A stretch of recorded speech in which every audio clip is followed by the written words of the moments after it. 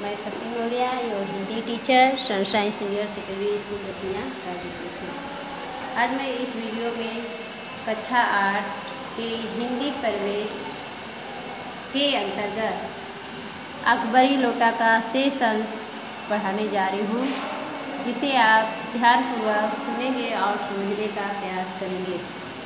चलिए इसका शेष अंश हम शुरू करते हैं। लाला को काटो तो वदन में खून नहीं, ऐसी चलती हुई गली में ऊंचे तिमजले से भरे हुए लोटे का गिरना हंसी खेल नहीं। यह लोटा न जाने की सनाधिकारी के झोपड़े पर काशीवास का संदेश लेकर पहुँचते रहे। अब देखिए, जब लाला के हाथ से लोटा छूट जाता है तो लाला बहुत ही डर जाता है। ऐसा डर जाता है कि मानो उसके शरीर को काटो तो उसके शरीर में बहुत खून है, और वो सोचने लगता है कि यह जो लोटा है गिरकर यानी क्या संदेश लेकर आएगा।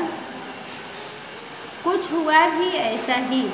गली में जोर सा हल्ला उठा। लाला झाऊलाल जब तक दौड़कर नीचे उतरे तब तक एक भारी भीड़ उनके आंगन में घुसी, और जैसा लाला सोचा था ठीक वैसा ही उसके साथ हुआ कि बहुत जोर से शोर हुआ, और लाला जब तक ऊपर से छत से दौड़कर नीचे आए तब तक उनके आंगन में भीड़ लग चुकी थी।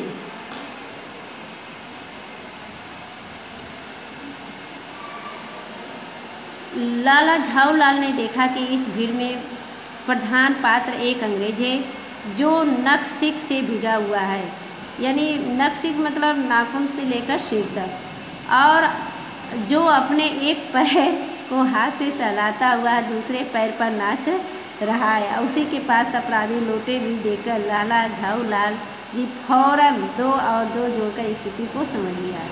और लाला झाऊलाल ने जब देखा कि इस भीड़ में एक अंग्रेज प्रधान पात्र एक अंग्रेज है जो नख-सिख यानी नाखून से लेकर सिर तक वह लोटे के पानी से भीगा हुआ था और अपने पैर को हाथ से सहलाता हुआ दूसरे पैर पर नाच रहा है, तो उसी समय वो लाला झाऊलाल वहाँ की स्थिति को यानी लोटे को और वहाँ की स्थिति को देखकर वो समझ जाते हैं। गिरने की पूर्व लोटा एक दुकान के साइवान से टकराया। वहाँ टकराकर उस दुकान पर खड़े उस अंग्रेज को उसने सांगो पान स्नान कराया, फिर उसी के बूट पर आ गया। अब वहाँ लेखक बताते हैं कि गिरने से पूर्व लोटा क्या एक दुकान से टकराता है और टकराने के बाद सीधे अंग्रेज के सिर पर जा गिरता है, जिसे अंग्रेज पूरी तरह से भीग जाता है, और भीगने के बाद उसके बूट पर वो जाकर गिर जाता है। उस अंग्रेज को जब मालूम हुआ कि लाला झाऊलाल ही उस लोटे के मालिक हैं, तब उसने केवल एक काम किया, अपने मुंह को खोलकर खुला छोड़ दिया।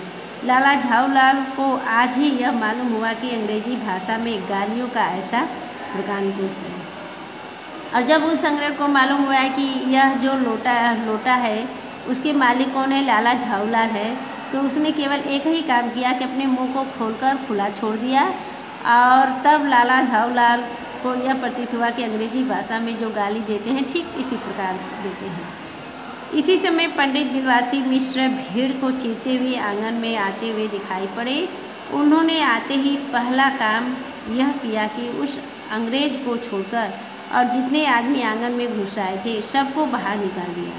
फिर आंगन में कुर्सी रखकर उन्होंने साहब से कहा, आपके पैर में शायद कुछ चोट आ गई है, अब आप आराम से कुर्सी पर बैठ जाएं। आप देखिए, और उसी समय पंडित दिलवासी मिश्र भीड़ को चीरते हुए यानी भीड़ के बीच में आते हैं और आंगन आते हैं, और वो आते ही अंग्रेज को छोड़कर वहाँ के आए हुए सभी आदमियों को आंगन से बाहर निकालते हैं, और निकालने के बाद आंगन में एक कुर्सी रखकर उस अंग्रेज को बैठने के लिए बोलते हैं और कहते हैं कि शायद आपके पैर में चोट आ गई है, जिससे आप इस कुर्सी पर बैठ जाइए और आराम करिए।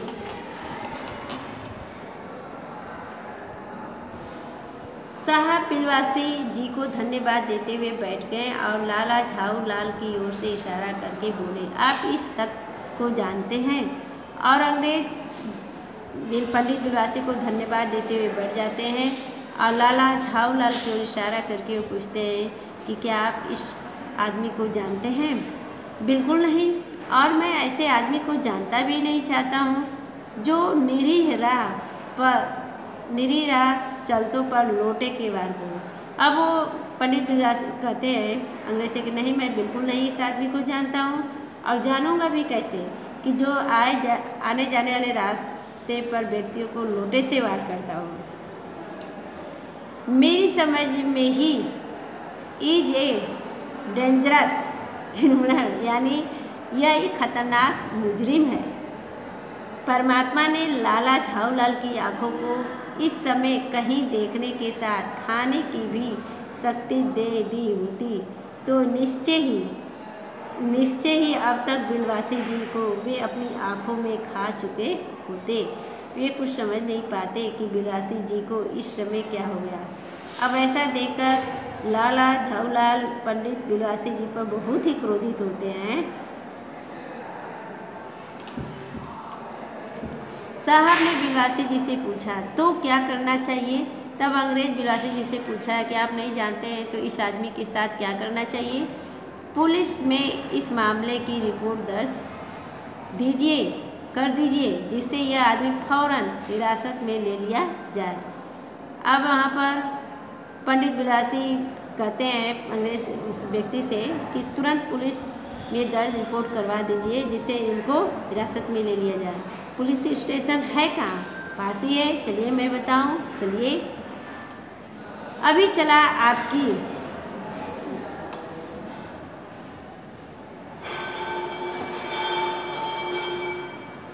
आपकी इजाज़त हो तो पहले ही मैं लोटे को इस आदमी से खरीद लूँ। क्यों जी, बेचोगे? मैं 50 रुपये तक इसके दाम दे सकता हूँ। अब देखिए पंडित बिलवासी कह रहे हैं कि अभी चलते हैं, यदि आपकी इजाज़त हो तो पहले मैं इस आदमी से इस लोटे को खरीद लूँ। तो वह पूछते हैं कि क्यों जी, इसे बेचोगे? मैं इसे 50 रुपया दूँगा।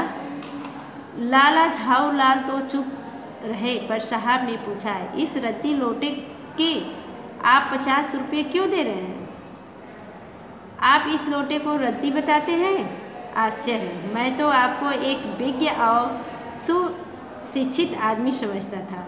अब देखिए पंडित बिलवासी जी से जब वो अंग्रेज पूछता है कि इस रद्दी लोटे को आप 50 रुपये क्यों देंगे, तब वो पंडित बिलवासी जी कहते हैं कि आप जिस लोटे को रद्दी बताते हैं तो बहुत ही आश्चर्य है। मैं तो आपको एक विद्वान और पढ़ा लिखा व्यक्ति समझता था। आखिर बात क्या है, कुछ बताइए भी। जनाब, यह एक ऐतिहासिक लोटा जान पड़ता है। जान क्या पड़ता है? मुझे पूरा विश्वास है यह वह प्रसिद्ध अकबरी लोटा है जिसकी तलाश में संसार भर के म्यूजियम परेशान है।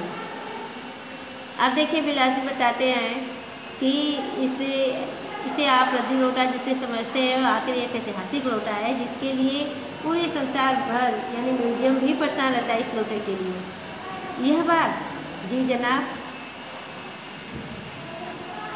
16वीं शताब्दी की बात है। बादशाह हुमायूं शेर शाह ने हारकर भागा था और सिंध के रेगिस्तान में मारा फिर रहा था। एक अवसर पर प्यास से उसकी जान निकल रही थी। उस समय एक ब्राह्मण ने इसी लोटे से पानी पिलाकर उसकी जान बचाई थी। अब देखिए यहाँ पर पंडित बिलवासी जी अंग्रेज को बताते हैं कि 16वीं शताब्दी की बात है कि बादशाह हुमायूं शेर शाह से हारकर भागा था और सिंध के रेगिस्तान में मारा जब वो फिर रहा था तो एक अवसर पर प्यास से उसकी जान निकल रही थी और उस समय एक ब्राह्मण इसी लोटे से पानी पिलाकर उसकी जान बचाई थी। तो ठीक है बेटा, मैं अपना यहीं पर समाप्त करती हूँ। फिर आपसे नेक्स्ट वीडियो में मिलूँगी। तब तक के लिए धन्यवाद।